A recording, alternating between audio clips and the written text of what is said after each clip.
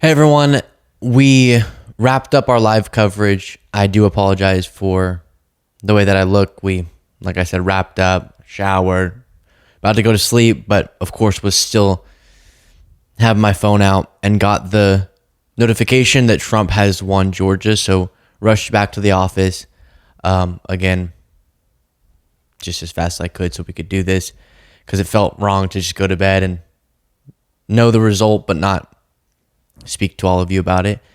And so, Jaden, you can show this. Technically, here, the Associated Press and a lot of the networks haven't officially called it, but Trump's delivering a victory speech right now, and Pennsylvania has been called for Trump, which makes it that he's the president-elect. It's devastating. It is. I will get to what I hope will induce some optimism. I think that's always important. But it's devastating. And I guess I should start with this result.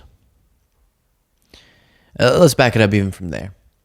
I want all of you to try to embrace calm as much as you can. I'm trying to. Because I think one of the things I'm seeing even online and on Twitter is MAGA folk wanting to, of course, shove it in our face and say, see, this means we're right about everything. We'll have many, many conversations in the future debunking the different things they'll say this result bolsters. And I'm so sorry, guys. I'm normally so prepared to do segments, but not today, right out of the shower. And I guess I'll say, let's not give that to them, right? Let's not melt down over it, freak out, but let's also not sugarcoat it. Trump, the guy who tried to do the coup last time he was president, Trump, the guy who called for the termination of the Constitution, threatened media outlets, sexual abuser as litigated in a civil trial, failed us in a time of crisis. He doesn't deserve to be president again, but America gave that to him. And it's a devastating indictment of the state of the American electorate. And while I, again, just didn't feel right not speaking to you before waking up tomorrow in this new world, we will have many conversations in the future dissecting this. So I'm not going to get into the big post-mortem at this point in time, analyzing what went wrong and what could have been done better. But what I want all of you to know is we did what we could, right? Us, the members of the audience who write in saying they went to vote as a Republican for a Democrat for the first time, or they're a first-time voter, a college student. The money we raised, the advocacy we did, we left it all out on the field. And that is something you should feel good about. And we can only control what we can control, of course. A bunch of our fellow Americans let us down. But don't descend into rage at one another within our movement, right? Because I'm already seeing the pointing fingers. No, you had the wrong strategy. You. And there'll be time for that. We can do it in a level-headed way. But we know that ultimately when the story's told, we were on the right side of history. And for that, we should get some assurance. And then, it's sad, we're already seeing across channels like mine, people unsubscribing en masse, right? The sadness that comes of that, and wanting to detach. And I honestly understand if that's what it's about. But again, as I'll keep saying, we have a lot to discuss in future days. One of them is this. To me, I always say I like to believe it's not all about issues with people's values, but also with just the information they're getting. And this bolsters why it's so important that we don't rely so much on the mainstream legacy media outlets that have let us down. They did not report on Trump correctly. And the fact that you have that and then the Fox Newses of the world that make everything, like we talked about in the stream, so wonky and so unequal, and Democrats and Republicans being held to such different standards, such that, and you can show this again, Jaden, technically he's 3 electoral votes away, but expected to get there, that this can happen. This is not reflective of a proper information environment. What he did, what he represents, no, and I also don't think we need to feel like, oh, did we have it wrong? MAGA insists. No, see, this proves no. Nope. We're correct about him. We are. And we're not going to stop telling the truth about that because of this result. And then the other piece of hope is he's a profoundly tired and lazy and incompetent person. So our hope is he's too incompetent to do the worst of his ambitions.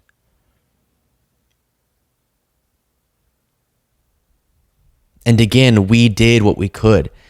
But to get back to what I was saying about sort of this environment, if you need to detach, do it. If you need to tune out until Inauguration Day, do what's best for you. Or if you want to keep up with it, do that. But I think as a movement, we should remember that this is further sign that we need to strengthen our platforms. Because when you have the dishonesty and the propaganda like on Fox News that enables someone like Trump to be able to do this, and then this really failing and not meeting the moment sort of mainstream, quote unquote, liberal media, legacy media, of course this becomes more likely. And so outlets that you believe are doing it right, or shows that you believe are doing it correctly, speaking about this moment, meeting the moment, I do encourage you to support them. If that's me or someone else, or a different show network, because clearly people are not getting the information because the facts favor us. They do. And when the facts favor you but you lose, it means the facts haven't been delivered to people properly. And so we need to strengthen this online media pro-democracy movement. And Trump is speaking right now. I hope this is all okay with you guys. I think if you really want to see his victory speech, you could go see it. We'll play clips from it in our coverage tomorrow. I don't think we need that right now. And then this is a promise I want to make to y'all. One of the things I get in terms of feedback from you a lot is that I bring a level of joy a lot of days, not all days, but to doing this that you appreciate because it's so stressful. And so someone who can, bring a little bit of joy to it can lessen the burden. And while this is such a serious moment, and I'm not going to sugarcoat it. I'm not going to act like, oh, never mind. I actually think he's not going to be bad. We're just going to take it one moment at a time. And and hope our guardrails hold. Yikes. And then I'm going to do my absolute best when appropriate to bring as much joy as I can.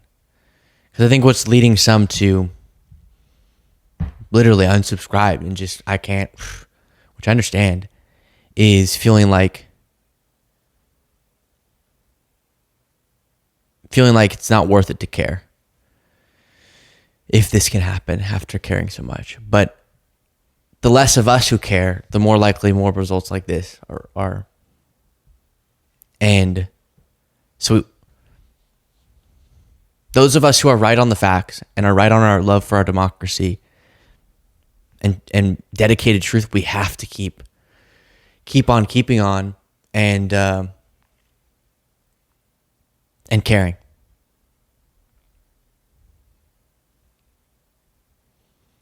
But Trump will be our next president. And I'll be here every step of the way, of course, doing my best to deliver the facts pragmatically, accurately, meeting the moment, but also doing my best to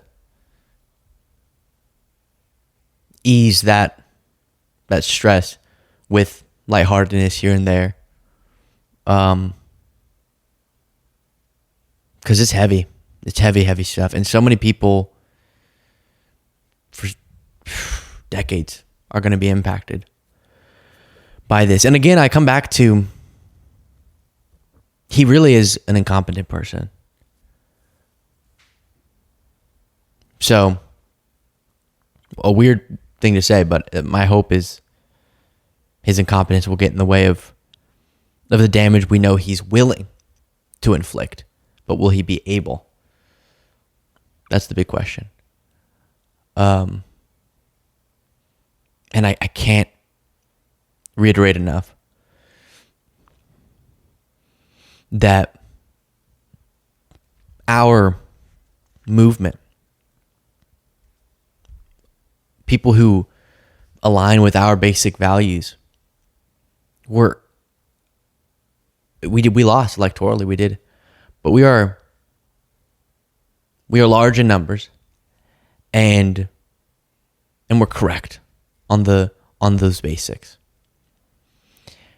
And it's more important than ever for us to stay engaged and not to just let go of caring about the country that we love.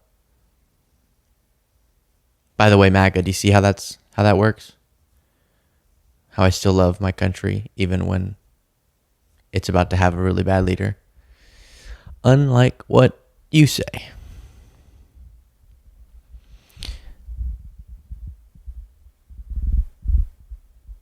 And of course, on a personal level, it's a little hurtful that so many people are wanting to punish us for this, which is what's happening in people unsubscribing and being mad. Again, I understand, I sympathize, but remember who deserves your rage. It's definitely not the people who have been working every single day to try to get the other result to happen, right? And then, listen, this is totally me just trying to think of the positive, as I'm always... I'll credit my mother, Leslie Beasley, always tried to get me to look at the bright side throughout my childhood. If we want real change, major change, and want to build a lasting coalition and movement, the next few years are going to be motivating for people who believe in what we do in a way that you rarely see. And what I mean is, and I just want to reiterate, I only want to discuss this because now we know he's won, or he's going to win. This is not the preferable, obviously. But people, unfortunately, can get their head around much more easily activating and motivating when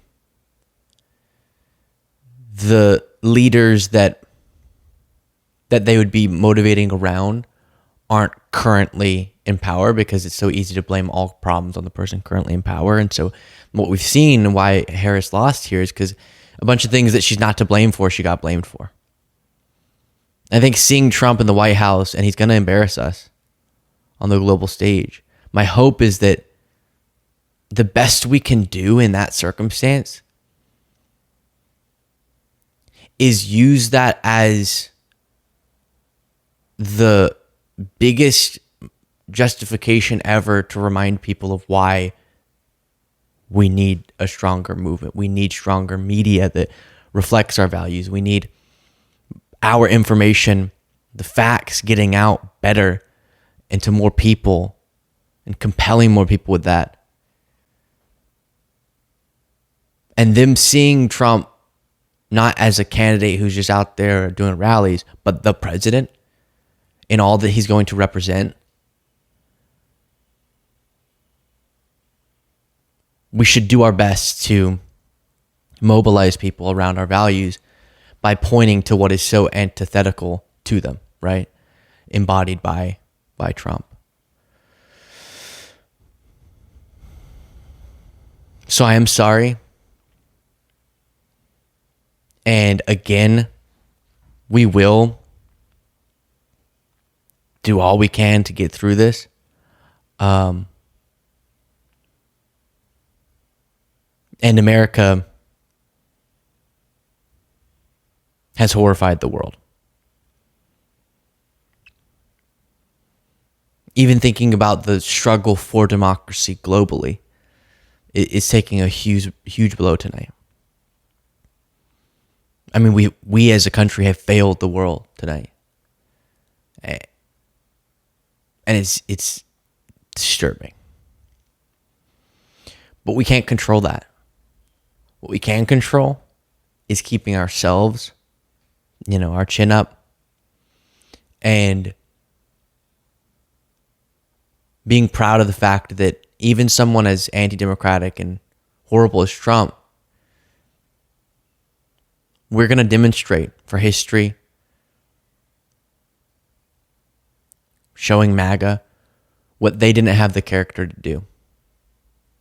We're going to show them what it looks like to respect democracy. And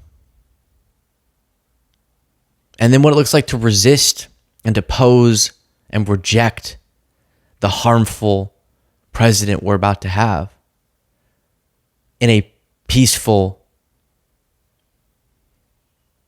and democratic and moral way, right? And doing it because of our love for the country, not because of our hate for a particular group of people or something. And yes, I'm disgusted with people doing this, of course. I don't want to go on a rant. As I told you before, MAGA loves when that happens. I'm sorry, this is just a debacle. But I may have stronger words to share after it's not 3 a.m. Once I've been able to process this. But I want to be as transparent as possible. Hop on. Much love to you all. Now this is our moment to continue standing for what we know is right. And show the world. Think about, as the world watches this, they need to see that there is a motivated, confident opposition to this, and that we're not leaving this up to chance. We're going to do everything we can to continue working on the right side of history. So do what you need to do.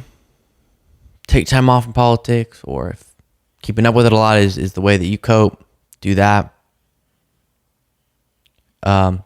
Deep breaths. And this is terrible. I want to uplift you, because everyone's going to correctly put you down. not put you down correctly, but correctly make you feel what this moment calls for. And I want to do both. So this is horrible. It is. What it means globally and in the trajectory of history and democracy and women's rights and the economy. And also, one step at a time, we have each other, and we're going to do all the work we can. And America has made it through some really, really difficult times, as you know. And so, in this moment, I rarely say this. Y'all know this sort of like self-helpy stuff I usually avoid, but allow yourself to think about yourself for the coming days. Think about how you can feel most at peace. Try not to feel the weight of the world. We'll have time for that. And we did what we could. And so all we can do now is just, like I said, one foot in front of the other. Okay. Much love. I'll talk to y'all, not tomorrow, but today, later on after sleeping.